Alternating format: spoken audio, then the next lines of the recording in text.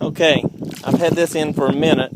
You just pull it up and down about every about 10 seconds, but once you get it out, take it over to your plucker, drop it in, turn this on, turn your water on, and it will pluck your chicken.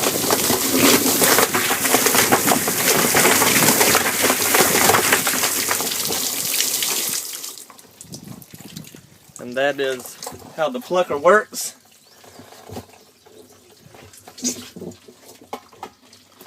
Does a pretty good job getting it all plucked.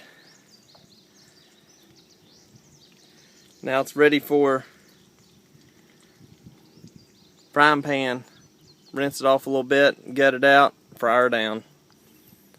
And that's the way the plucker works. Got my weatherproof switch. I got my motor down here covered up.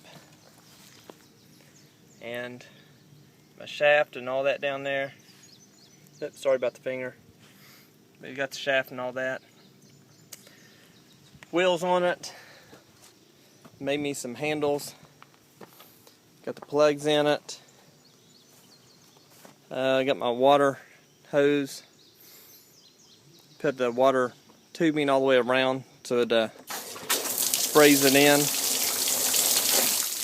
And if you go to build one, make sure that plate down there goes within 1 inch of the edge. You need to make sure that happens. That's the only thing that I've messed up on.